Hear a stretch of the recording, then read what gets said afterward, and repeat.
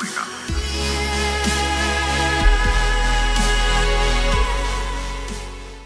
Hey guys, Elquin here. Today I'll be going over the Molten Boss Fractal to give you a complete understanding of the encounters you'll face. The Molten Boss Fractal was previously a boss fight in the Molten Weapons facility from the Flame and Frost Retribution living story. Your first encounter will be with the champion Molten Effigy. The Effigy's attacks are painful when you're on a glass build, so you'll want to avoid his burning attack, indicated by the red ring ground attack, and his normal attack, which looks like an elementalist fireball. The Molten Effigy is also unshakable. Depending on how fast you take down the Effigy, you will also encounter a patrol of Molten Alliance during or after the Effigy fight. The Molten Alliance will include several veteran mobs such as the Molten Reverberant, Molten Axe Fiend, Molten Igniter, and the Molten Disactivator. Once you are done with the trash mobs, a bridge will raise up so you can cross over onto the circular platform. You can pick up a Mistlock Singularity from the tower next to the Effigy spawn as shown. Once your party makes its way to the circular platform, any members left behind inside the instance will be teleported to you. Your party will also get hit with a Pulse of Agony if the Fractal is level 20 or higher. Shortly after the Agony Pulse, the Molten Berserker and Molten Firestorm will spawn. It is recommended that your party stacks where the Molten Berserker spawns to prevent him from shadow stepping around the map.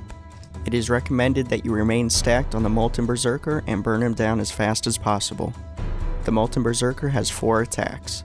He will cleave, which is an AoE melee attack that hits 3 players.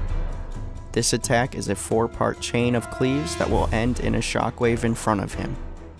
He will also stomp, which will be indicated when he jumps into the air. Stomps will produce a shockwave which can be jumped over or dodged. He will also send out a blue shockwave which travels through the air in front of him. This attack will knock back and damage players who jump into the air. He can also shadow step if players are not in melee range.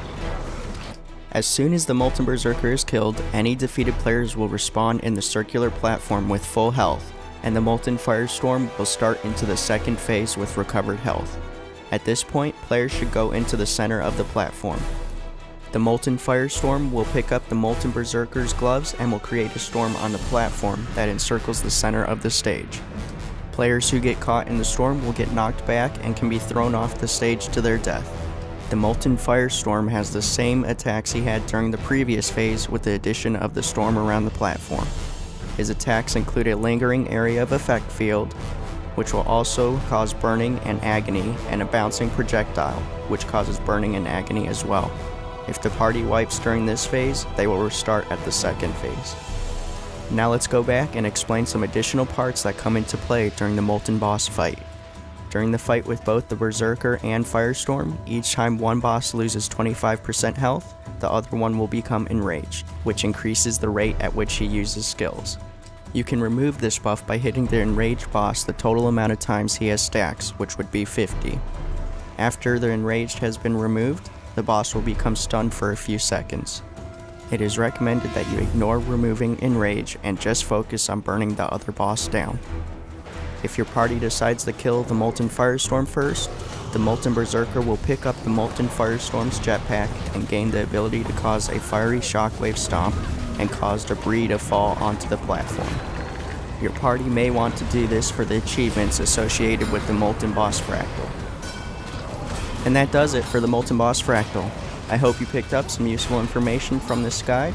If you enjoyed this video, please be sure to like it and also subscribe to keep track of my upcoming videos. I will also take suggestions for future videos, so be sure to leave your requests in the comments below. Thank you so much for tuning in. I'm Elquin, and that concludes another episode of Stonewall Gaming.